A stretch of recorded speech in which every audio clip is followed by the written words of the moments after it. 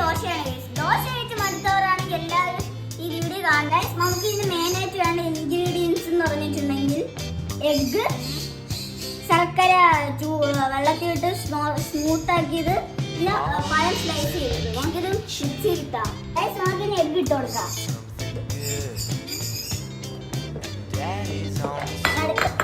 ശർക്കര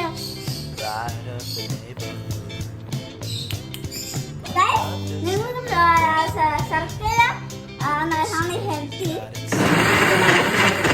അങ്ങനെ നമ്മൾ ഹെൽത്തി ടേസ്റ്റി ദോശയുടെ മാവ് റെഡി. ഏത് ദോശയായാലും കുട്ടികളുടെ ദോശയ്ക്ക് നീ കഴിക്കണം. നമുക്കിത് കഴിക്കാം. കഴിക്കുന്ന പഴത്തിന്റെ ശർക്കരയൊക്കെ ടേസ്റ്റ് നീണ്ടിരിക്കുന്നത്. ഞാൻ പറയാം, പഞ്ചസാരക്കാളും ബെറ്റർ ശർക്കര.